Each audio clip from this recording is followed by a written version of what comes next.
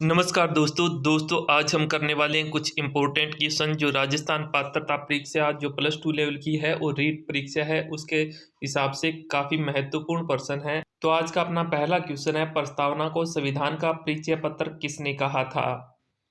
प्रस्तावना जिसको संविधान का परिचय या भूमिका भी कहा जाता है को पालकीवाला ने, यानी ऑप्शन ए सही होगा, पालकीवाला ने संविधान का परिचय पत्र कहा था। आज का अपना दूसरा क्वेश्चन है, निम्नलिखित में से कौन से अधिकार हैं जो केवल भारतीय नागरिकों को प्राप्त होते हैं, विदेशियों को नहीं? तो दोस्तों इसका ऑप्शन बी सही होगा। अनुच्छेद जो 15 है और 19 है उसमें भारतीय नागरिकों को अधिकार दिए गए हैं जो विदेशियों को नहीं दिए जाते। आज का अपना तीसरा क्वेश्चन है, मौलिक अधिकारों के संबंध में सुमेलित युग्म का चयन कीजिए। तो इसके ऑप्शन ए में है उपाधियों का अंत, जो अनुच्छेद 18 में दिया गया है, गलत होगा। कारखाने आदि में बच्चों के नियोजन का प्रतिषेध, ये अनुच्छेद 24 में है, यहाँ 23 दे रखा है तो गलत होगा। प्राण एवं देही स्वतंत्रता का अधिकार, ये अनुच्छेद 21 में है तो यहाँ 19 दे रखा है इसलिए गलत होगा। तो इसमें दोस्तों ऑप्शन डी सही हो जाएगा, संवैधानिक उपचारों का अधिकार अनुच्छेद 32 के अंदर है। आज का अपना नेक्स्ट क्वेश्चन है, नीति निर्देशक तत्व संविधान के किस भाग में है? भाग 3, भाग 5, भाग 4 और भाग 6। तो इसका ऑप्शन सी सही होगा, भाग 4 में दिए गए हैं। नेक्स्ट क्वेश्चन है, निम्न में से कौन सवर्ण सिंह समिति के सदस्य रहे हैं? रजनी पटेल, वसंत साठे, HR गोखले, दिनेश गोस्वामी। तो दोस्तों ये चारों ही हैं जो सवर्ण सिंह समिति के सदस्य रहे हैं, इसलिए ऑप्शन डी है वो सही हो जाएगा। आज का अपना नेक्स्ट जो क्वेश्चन है, निम्नलिखित में से कौन से नीति निर्देशक तत्व गांधीवादी विचारधारा पर आधारित है? अनुच्छेद 40, अनुच्छेद 43, अनुच्छेद 46, अनुच्छेद 50। दोस्तों इसमें अनुच्छेद जो 40 और 43 हैं वो गांधीवादी विचारधारा पर आधारित है, इसलिए ऑप्शन बी है वो सही होगा। आज का अपना अगला क्वेश्चन है, 42वें संविधान संशोधन 1976 में नीति निर्देशक तत्वों की मूल सूची में कितने तत्व जोड़े गए हैं? 5, 4, 3 या फिर 2? तो दोस्तों 1976 में संविधान संशोधन जो हुआ था 42वां, उसमें 4 तत्व और जोड़े गए थे, तो ऑप्शन बी इसका सही होगा। आज का अपना नेक्स्ट जो क्वेश्चन है, निम्नलिखित में से किसको संसद साधारण बहुमत द्वारा संशोधित नहीं कर सकती है? तो ए ऑप्शन में दिया गया है नए राज्यों का प्रवेश या गठन, तो ये कर सकती है। संसद सदस्यों के वेतन और भत्ते, तो ये भी चेंज कर सकती है। छठी अनुसूचित जनजाति क्षेत्रों का प्रशासन, ये भी कर सकती है, तो ऑप्शन डी इसका सही होगा। राष्ट्रपति का निर्वाचन एवं उसकी प्रक्रिया है वो नहीं कर सकती। आज का अपना नेक्स्ट जो क्वेश्चन है, 9 नंबर क्वेश्चन है, निम्नलिखित में से किस अनुच्छेद के तहत राष्ट्रपति उच्च न्यायालय में विधिक सलाह ले सकता है?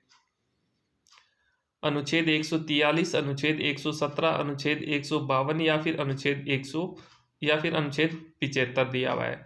तो इसका ऑप्शन ए सही हो जाएगा, अनुच्छेद 143 के अंतर्गत विधिक सलाह ले सकता है। दोस्तों आज का अगला क्वेश्चन है, 10 नंबर क्वेश्चन, निम्नलिखित में से किस अनुच्छेद के तहत राज्यपाल राष्ट्रपति के विचार के लिए किसी विधेयक को आरक्षित कर सकता है? ए में है अनुच्छेद 169, बी में अनुच्छेद 200, सी में अनुच्छेद 209, डी में अनुच्छेद 171। तो इसमें बी ऑप्शन सही हो जाएगा, अनुच्छेद 200 के तहत।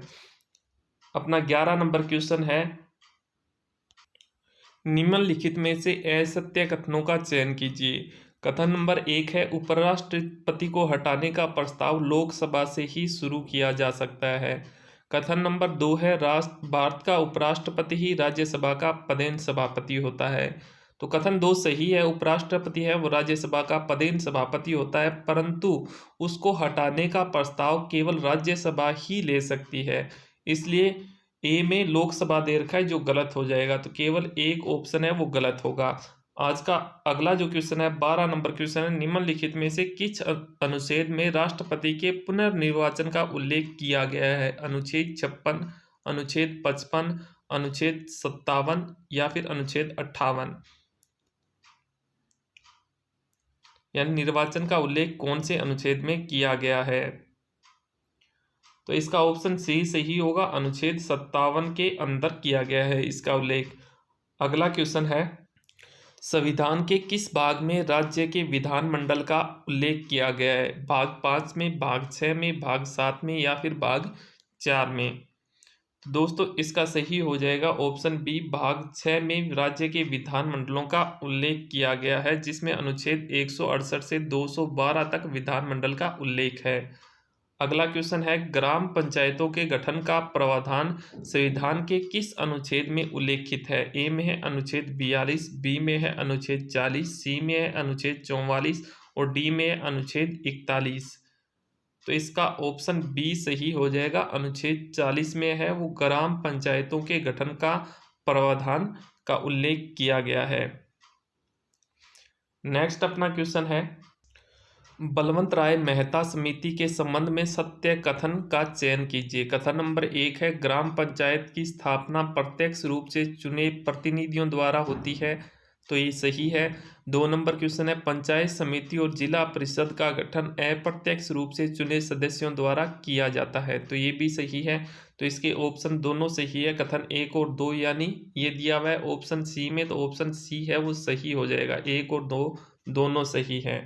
अगला क्वेश्चन है, सूर्य का प्रकाश पृथ्वी तक पहुंचने में कितना समय लगता है? साइंस का क्वेश्चन है।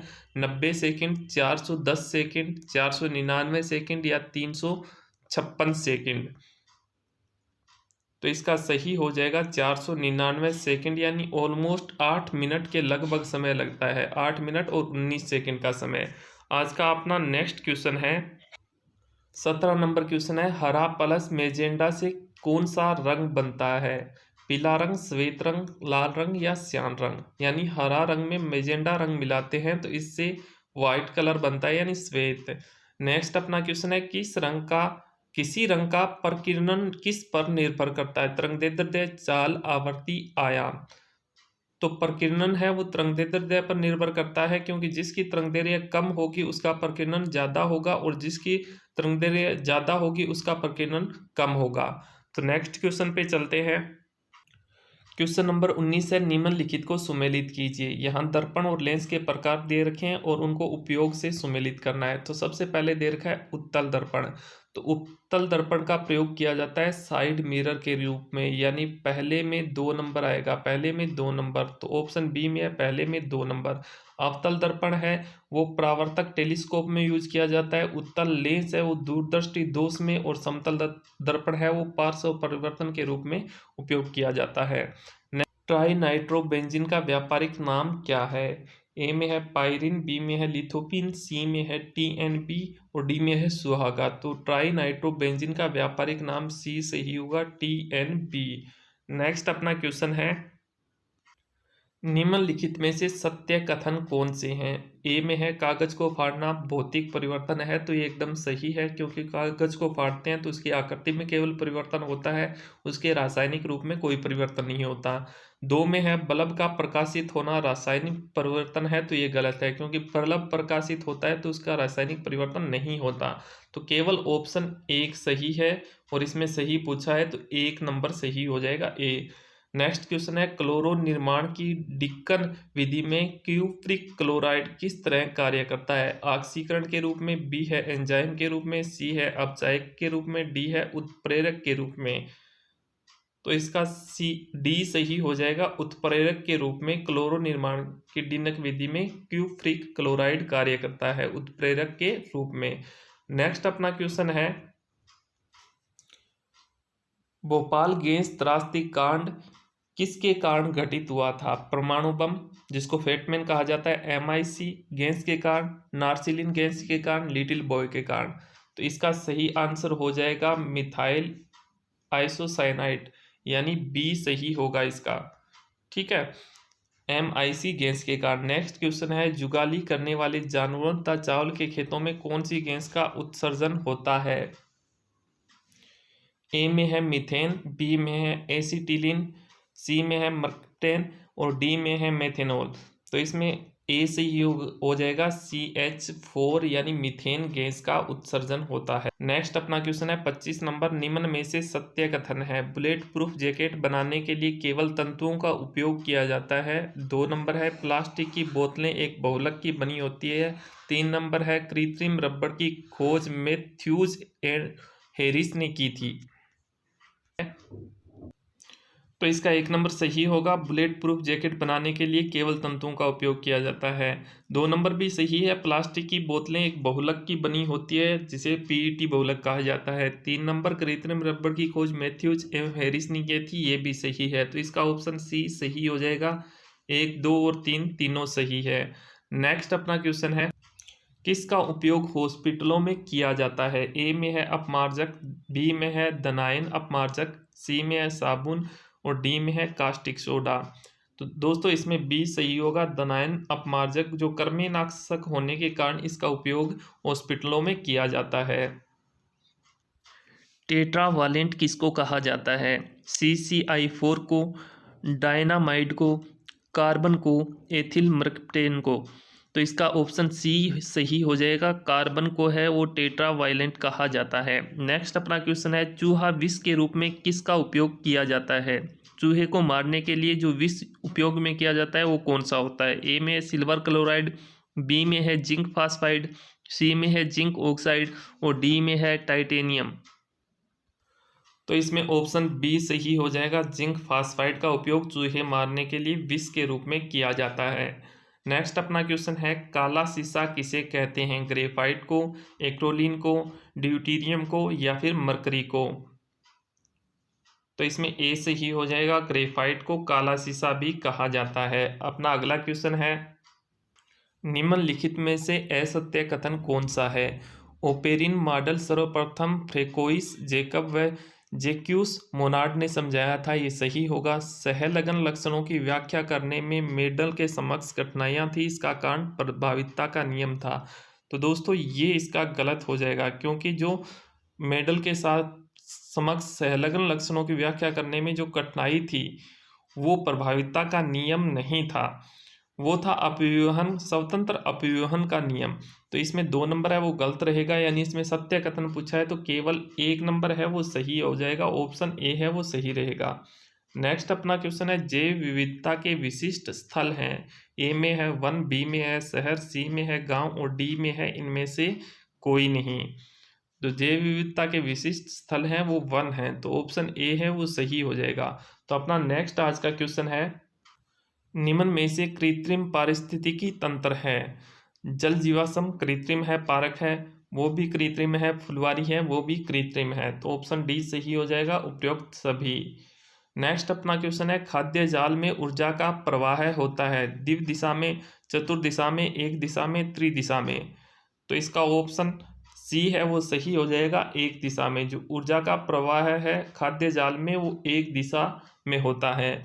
नेक्स्ट अपना क्वेश्चन है, समरूप लक्षण नहीं है। पक्षियों के पंख, डायनासोर के अग्रपाद, कीटों के पंख और चमगादड़ के पंख।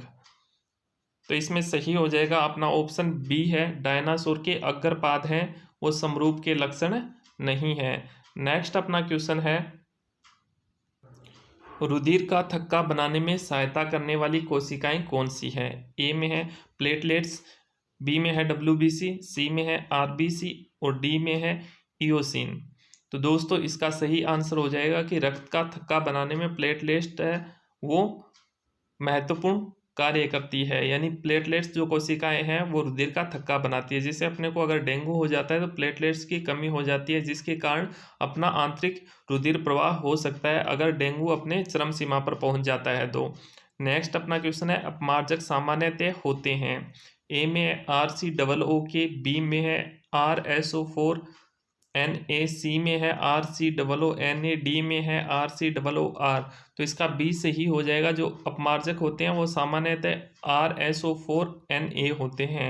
नेक्स्ट अपना क्वेश्चन है, उत्परिवर्तनवाद का सिद्धांत किसने प्रतिपादन किया था। ए में है डार्विन, बी में है लेमार्क, सी में है वेलेस और डी में है ह्यूगो डी ब्रीज ने। तो दोस्तों इसका सही हो जाएगा option D, Hugo de Vries ने उत्परिवर्तनवाद का सिद्धांत है उसका प्रतिपादन किया था। नेक्स्ट अपना क्वेश्चन है, निम्न में से सत्य कथन कौन सा है? पहला है पूर्ण शैलता नर ड्रोसोफिला में पाई जाती है, तो ये सही है। 2 नंबर है H.J. मुलर को एक्सरे जनित उत्परिवर्तनों की खोज के लिए नोबेल पुरस्कार दिया गया था, तो ये भी सही है। तो इसके ऑप्शन दोनों सही हैं, दोनों कथन, इसलिए ऑप्शन सी है वो सही हो जाएगा, 1 व 2 दोनों। अंकुरित चने में कौन सा विटामिन पाया जाता है? Vitamin C, vitamin B2, vitamin B1 या फिर विटामिन के? तो दोस्तों इसका सही हो जाएगा विटामिन सी। अंकुरित चने में विटामिन सी पाया जाता है। नेक्स्ट 40 नंबर क्वेश्चन है, रक्त तंत्र का अभिभावक किसे कहा जाता है? आरबीसी को, डब्ल्यूबीसी को, प्लीहा को या फिर बिम्बाणु को? तो दोस्तों जो डब्ल्यूबीसी है वो उसको रक्त तंत्र का अभिभावक भी कहा जाता है, तो इसमें डब्ल्यूबीसी सही हो जाएगा। नेक्स्ट अपना क्वेश्चन है 41 नंबर क्वेश्चन है, 2 वर्ष के लिए 5% प्रति वर्ष की दर से 6,000 रुपये की राशि क्या होगी जबकि चक्रवृद्धि ब्याज वार्षिक रूप से मिलता है? यानी गणित का क्वेश्चन है, 2 वर्ष समय दे रखा है, 2 वर्ष दर दे रखी है 5% और मूलधन दे रखा है 6,000 रुपये और अपने को चक्रवृद्धि ब्याज की गणना करनी है। ठीक है, मिश्र धन बताना है कितना मिल रहा है। तो 1 साल में मिलता है दोस्तों 5% और 2 साल में जो साधारण ब्याज है वो मिलेगा 10% और चक्रवृद्धि ब्याज है वो मिलेगा 10.25%। तो 6,000 का 10.25% निकालेंगे तो ये आ जाएगा अपने पास 615 रुपये। तो 6,000 में 615 रुपये जोड़ देंगे तो इसका बी ऑप्शन सही हो जाएगा, ऑप्शन बी, यानी 6,615 रुपये। तो बी इसका सही आ जाएगा। नेक्स्ट अपना क्वेश्चन है, किसी आयत की भुजाएं नापते समय भुजा 5% अधिक एवं अन्य भुजा 4% कम नापी गई, गणना किए गए क्षेत्रफल की अशुद्धि कितनी होगी? दोस्तों ये सक्सेसिव परसेंटेज का क्वेश्चन है। एक भुजा 5% अधिक यानी 100 की जगह कितनी होगी? 105 और एक भुजा 4% कम यानी 100 की जगह कितनी होगी? 96 हो गई। तो उनका क्षेत्रफल निकाल सकते हैं या फिर फॉर्मूले से निकाल सकते हैं, x + y + xy भाग 100, यानी जो वर्दी होगी उसके लिए प्लस ले लेंगे और कमी होगी उसके लिए माइनस ले लेंगे। तो अपना ऑप्शन ए सही हो जाएगा, इससे 4/5% क्षेत्रफल है वो ज़्यादा आएगा। ठीक है, नेक्स्ट अपना क्वेश्चन है, एक समवर्ताकार शंकु के आधार का क्षेत्रफल 1408/7 सेमी स्क्वायर है, उसकी ऊंचाई 6 सेमी है, यानी शंकु की ऊंचाई 6 सेमी दे रखी है। आधार जो वर्ताकार है उसका क्षेत्रफल 1408/7 सेमी स्क्वायर दे रखा है। पाई का मान 22/7 मानकर शंकु की वक्र सतह का क्षेत्रफल कितना होगा? यानी वक्र सतह का जो क्षेत्रफल होता है वो होता है πr/l, यानी अपने को πr/l का मान निकालना है, जहां l क्या होती है? तिर्यक ऊंचाई होती है। तो सबसे पहले क्या करेंगे, अपने को आधार का क्षेत्रफल दे रखा है यानी πr² का मान दे रखा है, तो यहाँ r का मान निकाल लेंगे। ठीक है, और फिर अपने को हाइट दे रखी है तो 6 सेमी। अब अपने को तिर्यक ऊंचाई निकालनी है, तो तिर्यक ऊंचाई बराबर होता है कि त्रिज्या का स्क्वायर प्लस ऊंचाई का स्क्वायर और उसका अंडरूट कर देंगे तो एल का मान आ जाएगा और पाई की जगह 22/7 रख देंगे, आर का मान रख देंगे और एल का मान रख देंगे। तो इस हिसाब से अपना जो वक्र सतह का क्षेत्रफल आएगा वो आ जाएगा 1760/7 सेमी स्क्वायर। ऑप्शन सी इसका सही होगा। अपना नेक्स्ट क्वेश्चन है, 2 वृत्तों के व्यास का योग 35 मीटर है तब परिधियों का अंतर 22 मीटर है, तो छोटे वृत्त की त्रिज्या क्या होगी? तो दोस्तों यहाँ पे अपने को 2 वृत्तों के व्यास का योग दे रखा है, यानी अपने पास अगर 2 वृत्त हैं, ठीक है, तो उनका जो व्यास है ना उसका योग दे रखा है। छोटे वृत्त की अपने को त्रिज्या निकालनी है कितनी होगी, तो व्यास कितना होगा? आर का डबल हो जाएगा, यानी इसका अगर मान लेंगे कि इसका जो त्रिज्या है वो R1 है और इसकी त्रिज्या R2 है, तो अपने को क्या दे रखा है? इसका डबल और इसका डबल, दोनों का योग दे रखा है। ठीक है, दोनों का योग कितना दे रखा है? 35 दे रखा है, दोनों का योग 35 सेमी दे रखा है और उनकी परिधि का अंतर दे रखा है, यानी 2πr1 - 2πr2 का मान दे रखा है। ठीक है, 2πr2 का मान कितना दे रखा है? इसके अंदर 22 मीटर दे रखा है, सेमी नहीं है, मीटर दे रखा है, 22 मीटर। तो यहाँ से देखो 2 पाई कॉमन आ जाएगा तो R1 - R2 भाग आ जाएगा यहाँ पे 22 भाग 2 पाई, यानी 22 में 2 पाई का मान निकाल लेंगे तो यहाँ R1 माइनस R2 का मान आ जाएगा, और यहाँ से इसको 2 से डिवाइड करेंगे, R1 प्लस R2 का मान आ जाएगा 17.5। तो R1 प्लस R2 आ गया, R1 माइनस R2 आ गया। दोनों इक्वेशन को सरल कर लेंगे तो अपने पास आ जाएगी छोटे वर्त की त्रिज्या, यानी दोनों वर्तों की त्रिज्या आ जाएगी, जिसमें अपने को छोटे वर्त की जो त्रिज्या है वो मिलेगी 7 मीटर। तो ऑप्शन डी है इसका, वो सही हो जाएगा। ठीक है, नेक्स्ट अपना क्वेश्चन है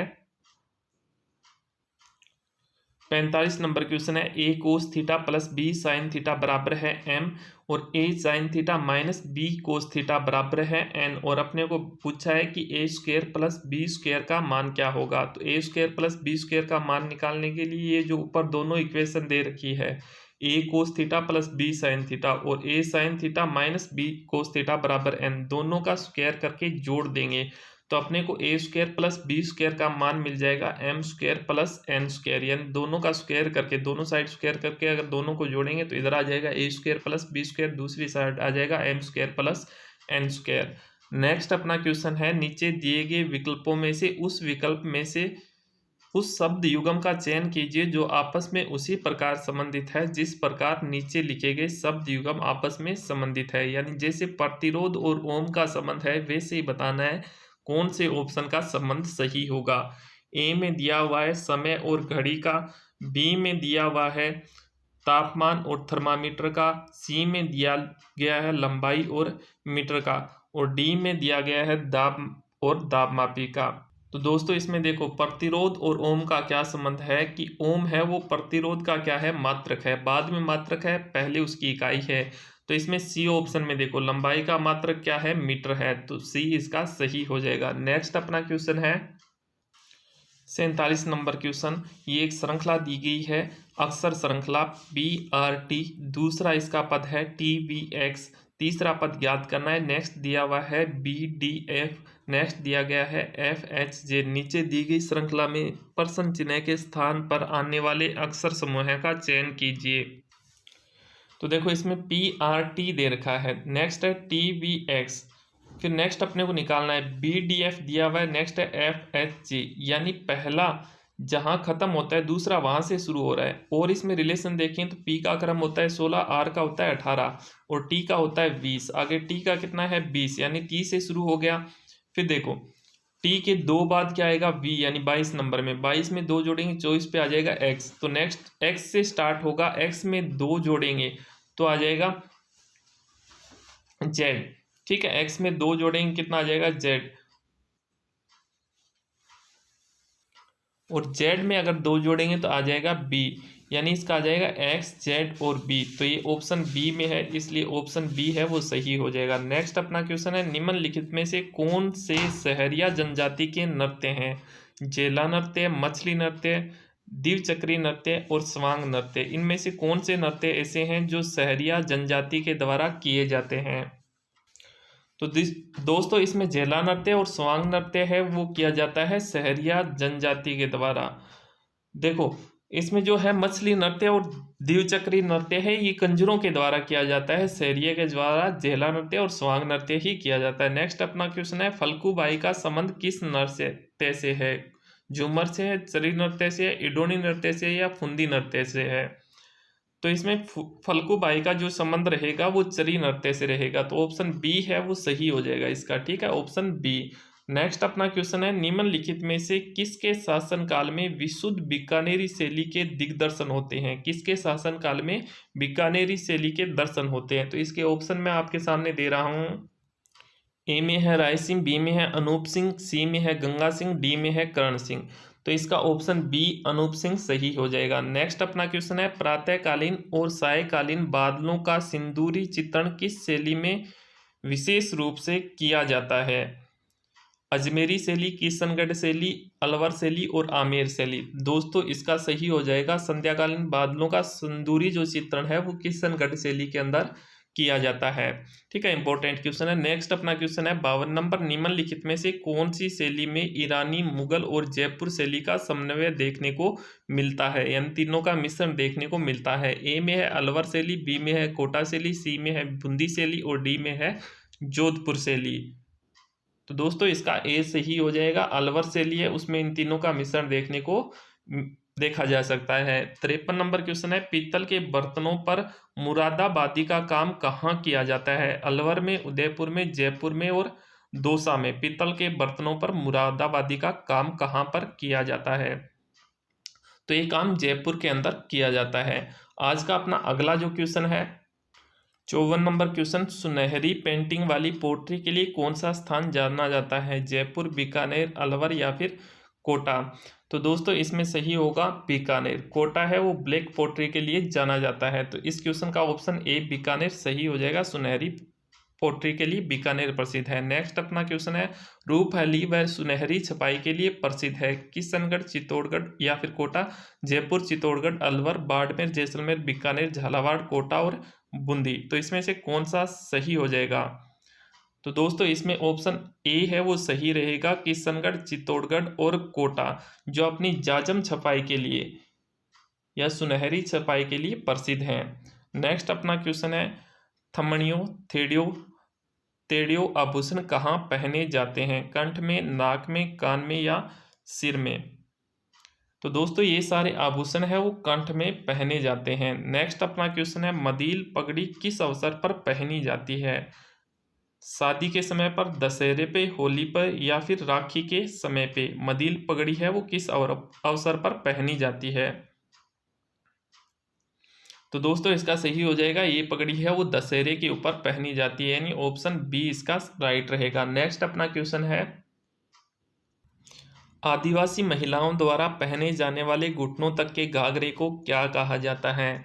तो दोस्तों इसका ए ऑप्शन है फुदरी, बी में है रेनसाई, सी में है नांदना और डी में है कछाबू। तो जो घुटनों तक घाघरा पहना जाता है उसको कहा जाता है। नेक्स्ट अपना क्वेश्चन है, जिस दुर्ग के चारों ओर बहुत गहरी खाई हो वह किस श्रेणी के अंतर्गत आता है? पारिक दुर्ग, एरन दुर्ग, पारिक दुर्ग या फिर धावन दुर्ग? तो दोस्तों इसका ऑप्शन सी सही हो जाएगा, पारिक दुर्ग, जिसके चारों ओर गहरी खाई होती है। 60 नंबर क्वेश्चन है, निम्नलिखित में से किस दुर्ग को सुदर्शनगढ़ भी कहा जाता है? ए में है तारागढ़ किला, बी में है नाहरगढ़ किला, सी में है आमेर का किला, डी में है जयगढ़ का किला? तो सुदर्शनगढ़ कहा जाता है नाहरगढ़ का किला जो जयपुर में स्थित है। नेक्स्ट क्वेश्चन है, जगत शिरोमणि जी का मंदिर कहाँ स्थित है? उदयपुर में, जोधपुर में, जयपुर में या फिर डूंगरपुर में? तो इसका सी सही हो जाएगा, जगत शिरोमणि का मंदिर है वो जयपुर के अंदर स्थित है। नेक्स्ट अपना क्वेश्चन है 62 नंबर, असंगत का चयन कीजिए। पहले में दिया गया है सास बहू का मंदिर नागदा सही है। बी में दे रखा है अर्थुना मंदिर बाड़मेर, ये गलत होगा क्योंकि ये बांसवाड़ा में है। त्रिपुरा सुंदरी मंदिर बांसवाड़े में है। गंगा मंदिर भरतपुर के अंदर है, ये सही है। तो ऑप्शन बी गलत होगा, अर्थुना मंदिर बांसवाड़ा के अंदर है, यहाँ बाड़मेर दे रखा है। ठीक है, तो इसका राइट आंसर हो जाएगा वो आ जाएगा बी। ठीक है, नेक्स्ट अपना क्वेश्चन है 63 नंबर क्वेश्चन, सुनहरी कोठी के संबंध में असत्य कथनों का चयन कीजिए।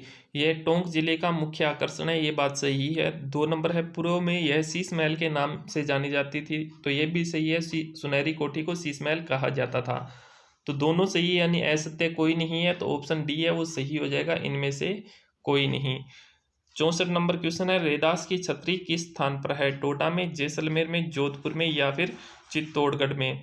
तो रैदास की छतरी चित्तौड़गढ़ में स्थित है, तो डी ऑप्शन इसका सही हो जाएगा। नेक्स्ट अपना क्वेश्चन है, अनारकली की बावड़ी कहाँ स्थित है? बूंदी में, बारां में, अजमेर में या जोधपुर में? तो अनारकली की बावड़ी बूंदी के अंदर स्थित है, ए सही हो जाएगा। निम्नलिखित में से, नेक्स्ट क्वेश्चन है, निम्नलिखित में से किन अंग्रेज अधिकारियों की नसीराबाद विद्रोह में हत्या कर दी गई थी? ए में है मेजर प्रिचार्ड, बी में है 2 नंबर है कर्नल न्यूबरी और 3 नंबर है मेजर स्पोर्टिसवुड और 4 नंबर है कर्नल पेनी। तो इसके अंदर ऑप्शन बी सही हो जाएगा, 2 नंबर और 3 नंबर, यानी कर्नल न्यूबरी और मेजर स्पोर्टिसवुड की हत्या नसीराबाद विद्रोह में कर दी गई थी। तो ऑप्शन बी यानी 2 और 3 इसका सही हो जाएगा। नेक्स्ट अपना क्वेश्चन है, सर्वप्रथम 1841 ईस्वी त्याग प्रथा को गैर कानूनी घोषित करने वाली रियासत कौन सी थी? जोधपुर रियासत, जयपुर रियासत, मेवाड़ रियासत या फिर बीकानेर रियासत? तो इसका सही हो जाएगा ए जोधपुर रियासत। त्याग प्रथा को गैर कानूनी घोषित करने वाली प्रथम रियासत बनी थी। नेक्स्ट अपना क्वेश्चन है, मारवाड़ में तोल आंदोलन किसके नेतृत्व में किया गया था? ए में है जयनारायण व्यास, बी में है चांदमल सुराणा, सी में है चांदकरण शारदा और डी में है नाथूराम मिर्घा। तो दोस्तों इसका सही आंसर हो जाएगा बी, चांदमल सुराणा के नेतृत्व में तोल आंदोलन शुरू किया गया था। नेक्स्ट अपना क्वेश्चन है, मारवाड़ किसान सभा के प्रमुख संगठनकर्ता व संरक्षक कौन थे? चांदकंवर शारदा, बी में हरिभा उपाध्याय, सी में है बलदेव राव मिर्गा और डी में है हरिकिशन व्यास। तो इसका सही हो जाएगा सी, बलदेव राम मिर्घा। ठीक है, तो ऑप्शन सी इसका सही रहेगा। नेक्स्ट अपना क्वेश्चन है, निम्नलिखित में से किस घटना को गूंज इंग्लैंड के हाउस ऑफ कॉमन्स में सुनाई दी थी? कुंदन गांव की, कामड़ गांव की, जयसिंहपुरा की और डोगरा गांव की। तो दोस्तों इसका सही हो जाएगा ए, कुंदन गांव की। तो दोस्तों इसमें सही हो जाएगा ऑप्शन ए, कुंदन गांव की। नेक्स्ट अपना क्वेश्चन है, जयसिंहपुरा हत्याकांड 1934 ईस्वी में जो हुआ था का संबंध किस रियासत से है? मेवाड़ से, मारवाड़ से, जयपुर से या अलवर से? तो इसका संबंध जयपुर रियासत से है, ऑप्शन सी इसका सही होगा। नेक्स्ट है, एक ही आंदोलन का संबंध किससे है? गोविंदगिरी से, मोतीलाल तेजावत से, मावजी से, सूरमल दास से। तो इसका बी ऑप्शन सही हो जाएगा, मोतीलाल तेजावत से। नेक्स्ट अपना क्वेश्चन है, 1932 ईस्वी में ब्यावर से आगी बाण का प्रकाशन किसने किया था? गणेश्वर शंकर विद्यार्थी, बी जयनारायण व्यास, सी है रामनारायण चौधरी, डी में है विजय सिंह पथिक। तो इसका जो प्रकाशन है वो किया था जयनारायण व्यास ने। 74 नंबर क्वेश्चन है, निम्नलिखित में से असंगत कथन का चयन कीजिए, यानी कौन सा कथन असंगत है? तो यहाँ पे अपने को समाचार पत्र और उनके संपादकों के नाम दिए गए हैं। औदुंबर हरिभाऊ उपाध्याय सही है, जन्मभूमि अमृतलाल सेठी ये भी सही है, और इसके बाद सी में दिया गया प्रताप गणेश्वर शंकर विद्यार्थी ये भी सही है, प्रजा सेवक जयनारायण व्यास तो ये गलत हो जाएगा, क्योंकि प्रजा सेवक का जो प्रकाशन है वो अंचलेश्वर प्रसाद शर्मा जो जोधपुर से के द्वारा किया गया था। तो इसका ऑप्शन डी है वो सही हो जाएगा। ठीक है, नेक्स्ट अपना है, राजस्थान चरखा संघ के संस्थापक कौन थे? घनश्याम दास बिड़ला, भोगीलाल पांड्या, शोभा गुप्ता और जमनालाल बजाज। तो इसका डी सही हो जाएगा, जमनालाल बजाज। नेक्स्ट अपना क्वेश्चन है, विद्या प्रचारिणी सभा का गठन किसने किया था? हरिभाई किंकर ने, विजय सिंह पथिक ने, जयनारायण व्यास ने, जनार्दन राय नागर के द्वारा। तो इसका ए सही हो जाएगा, हरिभाऊ किंकर के द्वारा इस सभा का गठन किया गया था। नेक्स्ट अपना क्वेश्चन है, प्रत्यक्ष जीवन शास्त्र किसकी आत्मकथा है? माणिक्यलाल वर्मा की, हीरालाल शास्त्री की, अर्जुनलाल सेठी की, सागरमल गोपा की। तो इसमें बी सही हो जाएगा, हीरालाल शास्त्री की आत्मकथा है ये। नेक्स्ट अपना क्वेश्चन है, भूमध्य रेखा से भारत की दक्षिणतम बिंदु तक कितनी दूरी है? यानी भारत की कुल लंबाई अपने को बतानी है कितनी है। भूमध्य रेखा से, यानी भूमध्य रेखा से भारत के दक्षिण की तरफ जाते हैं, दक्षिणतम बिंदु तक कितनी लंबाई है? तो भारत की उत्तर से दक्षिण तक टोटल है 3214 किलोमीटर, पर अपने को पूछा है भूमध्य रेखा से दक्षिण तक, तो इसका कुल हो जाएगा 876, यानी ए ऑप्शन इसका सही आएगा। ठीक है, नेक्स्ट अपना क्वेश्चन है, 76 नंबर है, राकापोसी चोटी कहाँ स्थित है? काराकोरम श्रेणी में, लद्दाख श्रेणी में, जास्कर श्रेणी में, इनमें से कोई नहीं। तो दोस्तों कारापोसी चोटी है जिसकी सबसे विश्व में सबसे ज़्यादा ढाल है, ये लद्दाख में स्थित है, तो ये लद्दाख श्रेणी के अंदर होगी। ठीक है, नेक्स्ट अपना क्वेश्चन है, युथांग घाटी कहाँ पर स्थित है? नागालैंड में, अरुणाचल प्रदेश में, सिक्किम में, हिमाचल प्रदेश में। तो इसका सी ऑप्शन सही हो जाएगा, ये सिक्किम में स्थित है। नेक्स्ट अपना क्वेश्चन है, मेन सेंट्रल थ्रस्ट द्वारा कौन कौन अलग होता है? लघु हिमालय और बाह्य हिमालय, वृद्ध हिमालय और लघु हिमालय, शिवालिक हिमालय और हिमाचल हिमालय और लघु हिमालय, उप हिमालय। तो इसका ऑप्शन बी सही हो जाएगा, वर्थ हिमालय और लघु हिमालय जो मेन सेंट्रल थ्रस्ट द्वारा अलग अलग होते हैं। नेक्स्ट अपना क्वेश्चन है, दक्षिणी भारत की सर्वोच्च चोटी कौन सी है? कुद्रेमुखु, पुष्पगिरी, अन्नाईमुड़ी, कलसुबाई। तो दोस्तों इसका ऑप्शन सी सही हो जाएगा, अन्नाईमुड़ी। जो दक्षिणतम भारत की। तो नेक्स्ट अपना क्वेश्चन है, निम्नलिखित कथनों में विचार कीजिए। 83 नंबर क्वेश्चन, उत्तर भारत में शिवालिक या उप हिमालयी क्षेत्र के समांतर फैले समतल मैदान को भाबर कहा जाता है। तो ये सही है, यह कृषि कार्यों के लिए उपयुक्त नहीं है। तो भाबर है वो कृषि कार्यों के लिए उपयुक्त नहीं है, ये भी सही है। तो इसमें क्या पूछा है, उपयुक्त कथनों में से सत्य कथन कौन सा है। तो ये दोनों कथन सत्य है, तो ए या दो यानी सी सही हो जाएगा। नेक्स्ट अपना क्वेश्चन है, कयाल संबंधित है गुजरात के मैदान से, कन्नड़ तट से, मालाबार तट से, कोंकण तट से। तो इसका सही हो जाएगा ऑप्शन सी, मालाबार तट से। ठीक है, मालाबार तट से कायल संबंधित है, तो सी ऑप्शन इसका सही रहेगा। नेक्स्ट अपना क्वेश्चन है, तराई हाथी रिजर्व किस राज्य से संबंधित है। 85 नंबर, उत्तराखंड से, उत्तर प्रदेश से, बिहार से, पश्चिम बंगाल से। तो इसका ऑप्शन बी सही हो जाएगा, उत्तर प्रदेश से। नेक्स्ट अपना क्वेश्चन है, नीलगिरी जैवमंडल आरक्षित क्षेत्र का निम्न में से कौन सा हिस्सा नहीं है। वायनाड, कोल्लम, नागरहोल, शांत घाटी। तो 86 नंबर का सही हो जाएगा ऑप्शन बी, कोल्लम। ठीक है, जो नीलगिरी जैवमंडल का आरक्षित क्षेत्र है वो कोल्लम का हिस्सा नहीं है, बाकी का है। नेक्स्ट अपना क्वेश्चन है, आस्किनी किस नदी का प्राचीन नाम है। व्यास का, रावी का, झेलम का, चेनाब का। तो इसका सही हो जाएगा ऑप्शन डी, चेनाब का। ठीक है, आस्किनी चेनाब का प्राचीन नाम है। नेक्स्ट अपना क्वेश्चन है, क्वेश्चन नंबर 88 का सबसे ऊंचा जलप्रपात कौन सा है। गरसोपा जलप्रपात, कुचिकल जलप्रपात, शिव समुद्रम जलप्रपात या फिर बेरहीनी पानी। तो इसका सही हो जाएगा ऑप्शन बी, सबसे ऊंचा जो जलप्रपात है वो कुंचिकल जलप्रपात होगा, ऑप्शन बी। नेक्स्ट अपना क्वेश्चन है, राजस्थान का सबसे उत्तरी बिंदु कौन सा है। कोणागाम, कटरागाम, सिलानागाम या फिर बोरकुंडगाम। तो इसका सही हो जाएगा ऑप्शन ए, यानी सबसे उत्तरी बिंदु है वो कोणागाम श्री गंगानगर जिले में स्थित है। तो ए इसका सही होगा। ठीक है, ए ऑप्शन। नेक्स्ट अपना क्वेश्चन है, प्रोफेसर वी.सी. मिश्रा ने राजस्थान को कितने भौगोलिक प्रदेशों में बांटा है। 2 में, 4 में, 7 में या 5 में। वी.सी. मिश्रा के अनुसार कितने भौगोलिक प्रदेशों में बांटा गया है राजस्थान को। तो इसका ऑप्शन सी सही होगा, 7 भागों में बांटा गया है।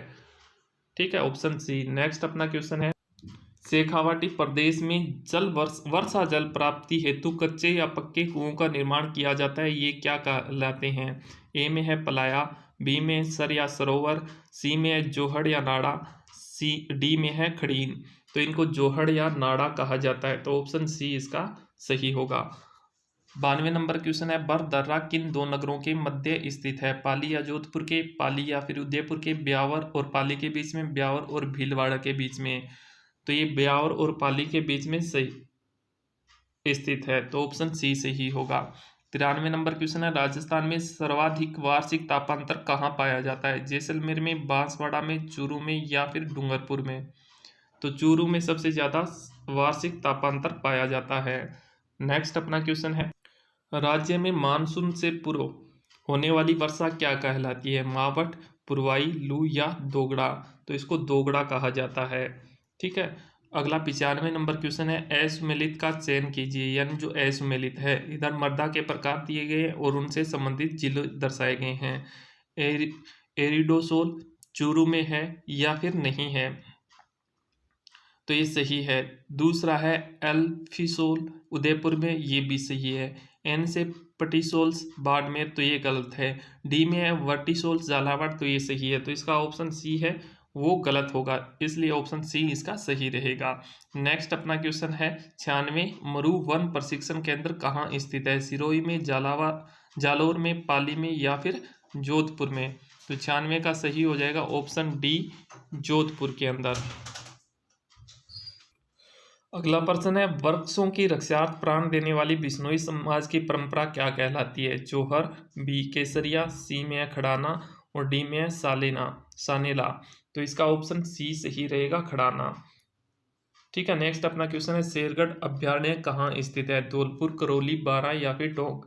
तो शेरगढ़ अभ्यारण्य बारां में स्थित है। नेक्स्ट अपना क्वेश्चन है, नदियों से उपलब्ध स्थायी जल के अनुसार सही आरोही क्रम क्या है। चंबल, बनास, माही, लूनी। बी में है बनास, चंबल, लूनी और माही। लूनी, माही, बनास और चंबल। डी में है बनास, माही, चंबल, लूनी। ठीक है, इसमें अपने को बताना है उपलब्ध सतही जल के अनुसार आरोही क्रम। ठीक है, आरोही क्रम अपने को बताना है, यानी सबसे कम से सबसे ज्यादा की ओर चलना है। ठीक है, तो इसका ऑप्शन सी सही रहेगा। सबसे कम लूनी, फिर माही, फिर बनास, फिर चंबल। नेक्स्ट अपना क्वेश्चन 100 नंबर क्वेश्चन, असुमेलित का चयन कीजिए। यानी नदी और उस पे बने बांध अपने को दिए हुए हैं। कोठारी, मेजा बांध, तो ये सही है। शुकड़ी, बांकली बांध, ये भी सही है। भद्रावती, अडवान बांध, तो ये गलत हो जाएगा, क्योंकि जो अडवान बांध है वो मानसी नदी पर स्थित है। नेक्स्ट है जवाई बांध, जवाई नदी पर जवाई बांध, तो ये भी सही है। तो ऑप्शन बी है वो, सी है वो क्या हो जाएगा, गलत हो जाएगा, क्योंकि अडवान बांध है वो मानसी नदी पर है, यहाँ भद्रावती दे रखा है। नेक्स्ट अपना क्वेश्चन है 101 नंबर, वालदा, सिरोही व रेवदर आबू में किस खनिज के भंडार मिले हैं? रॉक फॉस्फेट के, टंगस्टन के, मैग्नीज के, या फिर पोटास के? तो इसका बी सही हो जाएगा, टंगस्टन के। ठीक है, नेक्स्ट अपना क्वेश्चन है, फ्लोराइड के लिए प्रसिद्ध मांडों की पाल राज्य के किस जिले में स्थित है? उदयपुर, बांसवाड़ा, डूंगरपुर, या फिर प्रतापगढ़? तो इसका ऑप्शन सी सही हो जाएगा, डूंगरपुर में स्थित है। नेक्स्ट अपना क्वेश्चन है, जनगणना 2011 के अनुसार राज्य में 0 से 6 वर्ष की आयु का लिंगानुपात कितना है?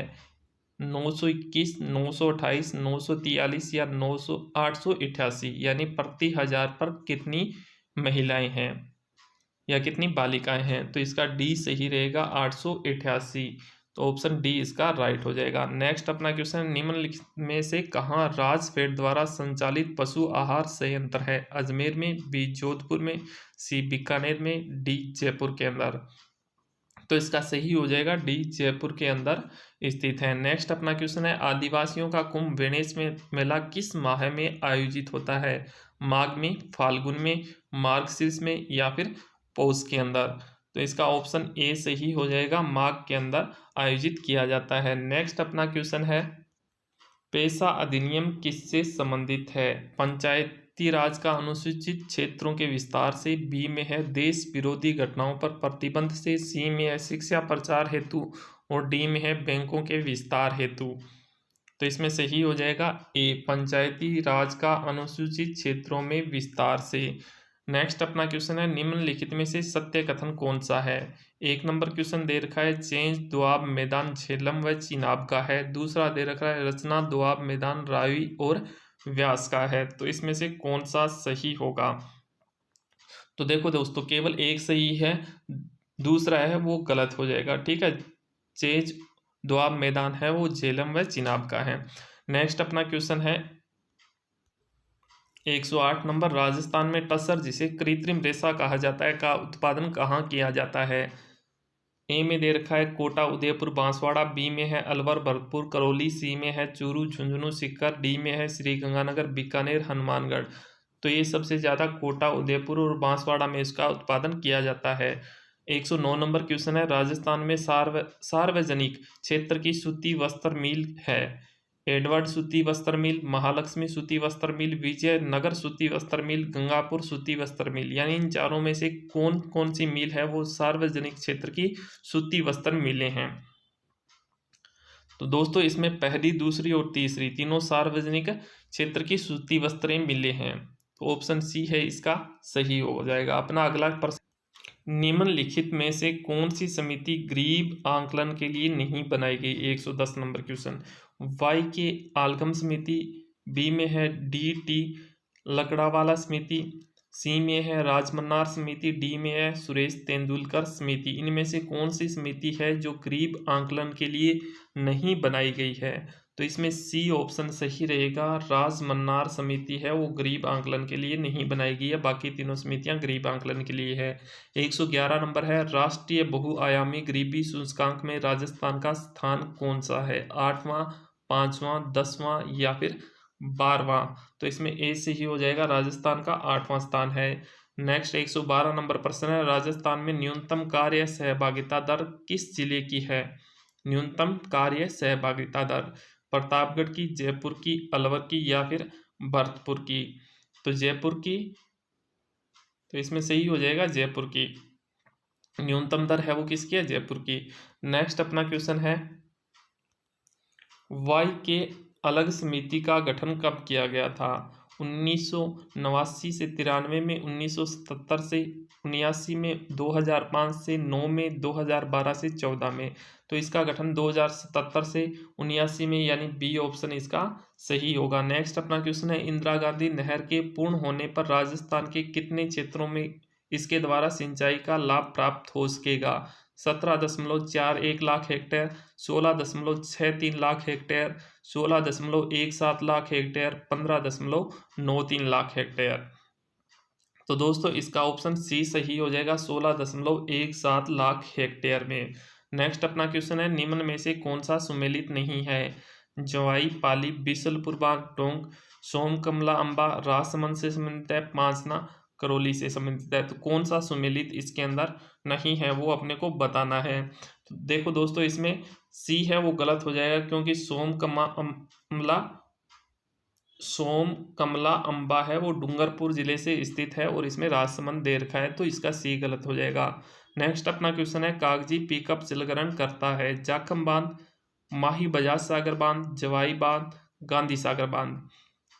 तो इसका बी सही हो जाएगा, माही बजाज सागर बांध है वो कागजी पिकअप जलग्रहण करता है। नेक्स्ट अपना क्वेश्चन है, 117 नंबर प्रश्न, सीमावर्ती क्षेत्र विकास कार्यक्रम के बारे में कौन सा कथन सत्य है? यह 1993-94 में शुरू किया गया था, सही है। राज्य व केंद्र सरकार का अनुपात 60-40 है। तीसरा है, 4 सीमावर्ती जिलों में चलाया गया था। तो इसमें 1 नंबर और 3 नंबर सही होगा, तो ऑप्शन सी है वो सही हो जाएगा। नेक्स्ट अपना क्वेश्चन है, 118 नंबर प्रश्न, निम्न में से कौन सा उपभोक्ता मूल्य सूचकांक राष्ट्रीय सांख्यिकी कार्यालय द्वारा जारी किया जाता है? ए में है औद्योगिक श्रमिक का, बी में है कृषि श्रमिक का, सी में है ग्रामीण श्रमिकों का और डी में है ग्रामीण शहरी दोनों हेतु।